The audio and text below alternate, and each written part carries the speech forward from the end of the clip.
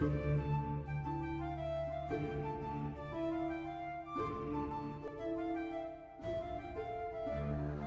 a tutti, io sono Alessandro Azzeni e voi siete su Sardinia Warrior, il canale dedicato al combattimento, alla ricostruzione, alla storia e all'archeologia. Oggi mi trovo in compagnia di una figura femminile veramente importante. Sto parlando della famosissima Dea Madre di Senorbi, o anche detta di Turriga, di cui è stato fatto un famosissimo vino, immagino lo conosciate. Comunque, questa Dea Madre è famosa per le dimensioni, ma è famosa insieme a diverse Dee Madri sarde per qualcosa in particolare, almeno a livello archeologico. Magari non questa in particolare, ma le famose Dee Madri steatopigie, quindi le cosiddette Dee Madri grasse, sono famose, sono note in ambito archeologico tra gli specialisti perché sono tra le poche Dee Madri che sono state rinvenute all'interno di sepolture. Questa potrà sembrare una banalità, ma non lo è affatto. In Italia le sepolture neolitiche, stiamo parlando ancora del Neolitico, quindi la prima agricoltura, l'introduzione, la cosiddetta rivoluzione neolitica, che insieme a portare le innovazioni dell'agricoltura, dell'allevamento, eccetera, eccetera, porta anche un nuovo concetto culturale, anche una nuova realizzazione, che è quella delle Dee Madri, diciamo, grasse, che poi si evolvono secondo diversi canoni stilistici e in particolare in Sardegna si evolvono in due tipologie. Abbiamo il primo esemplare in assoluto, che è la Dea Madre rinvenuta a Macomer, anche detta Callipigia, cioè dalle belle natiche. E poi abbiamo i modelli, ricordiamo che quello di Macomer è stato inizialmente ascritto al Neolitico, poi è stato ipotizzato sia in realtà una Venere mesolitica, quindi tra la fine del Paleolitico e l'inizio del Neolitico, che in Sardegna l'inizio del Neolitico è datato intorno ai 6100-5008, siamo più o meno questa data, anche se poi sembrano emergere date ancora più antiche dai più recenti scavi. Comunque abbiamo dopo questa Dea Madre le famose Dee Madri grasse o steatopigie, di cui l'esemplare più famoso è sicuramente quello di Cucuru Isarrius a Cabras. E perché è famoso?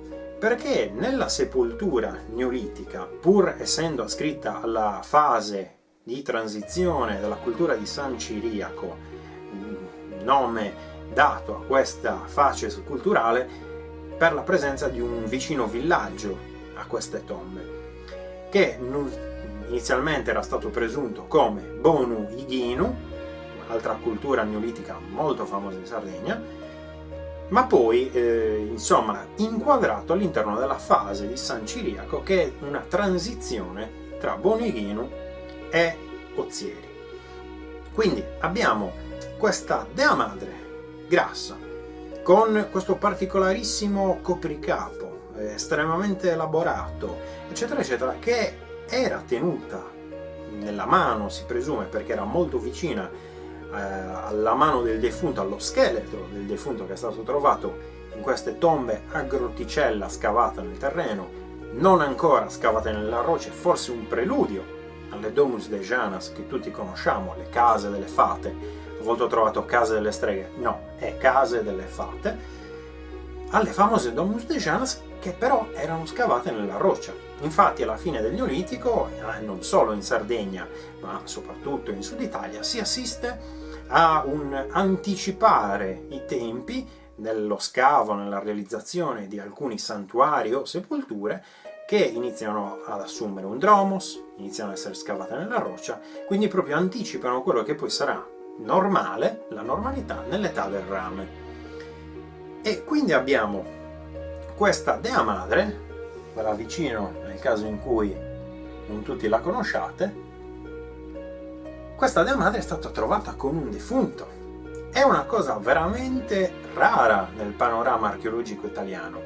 E non solo questa, anche gli altri esemplari, sempre più o meno somiglianti, sempre ascritti a questo filone definito naturalistico, volumetrico, insomma questo dove è proprio il volume che caratterizza la Dea Madre, che ricordiamo, le Dee Madri neolitiche si differenziano da quelle paleolitiche per il modo in cui tengono le braccia, per il modo in cui hanno lo sguardo, per il modo con cui stanno ritte col corpo, mentre quelle paleolitiche invece erano spesso chine, quasi, con poca, nessuna delineazione delle braccia, mentre sono evidenti in quelle del Neolitico, a volte lungo i fianchi, a volte sotto i seni, eccetera, eccetera. Che però, ricordiamo, sono presenti anche in quelle paleolitiche, però spesso sopra i seni. Una differenza interessante. Comunque, queste Dee Madri sono un unicum in Italia.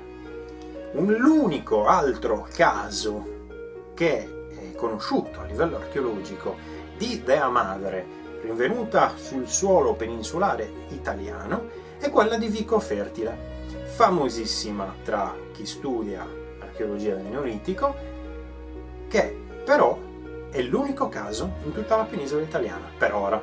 Non si sa se poi cambieranno le cose per il futuro. Mentre in Sardegna non è un unico caso, non è un'eccezione, sono numerosissimi casi, e questo lo dico con una certa enfasi perché mi sembra doveroso esasperare ed enfatizzare una cosa che è un assoluto vanto. La Dea Madre rinvenuta a Cabras è stata utilizzata nella copertina di uno dei più famosi testi sul Neolitico pubblicato ad Oxford. Quindi potete ben capire come queste raffigurazioni non siano affatto banali all'interno del panorama archeologico italiano ed europeo. E in quanto sardi penso dovremmo essere assolutamente orgogliosi di questo patrimonio. Recentemente è stata fatta a Cagliari una mostra chiamata Donna o Dea, dove erano esposte moltissime di queste nostre Dee Madri, che solitamente sono sparse per i vari piccoli musei della Sardegna, come io penso sia giusto, perché così le persone sono anche invogliate ad andare a vederle. Io stesso sono il primo, mi sono fatto anche 500 km per andare a vedere un piccolissimo museo e poi scoprire che era chiuso. Quindi penso che non sia mai abbastanza quello che si cerca di fare per divulgare e far conoscere al mondo i nostri beni archeologici e culturali. Per concludere, spero che questo brevissimo video sia stato di qualche utilità, vi sia piaciuto. Se vi è piaciuto allora iscrivetevi al canale, cliccate sulla campanella, mettete mi piace al video, condividetelo su Facebook e noi ci rivediamo sempre su questo canale per altri video dedicati all'archeologia, alla storia della Sardegna, alla ricostruzione storica e all'archeologia sperimentale. Un caro saluto, a presto, ciao!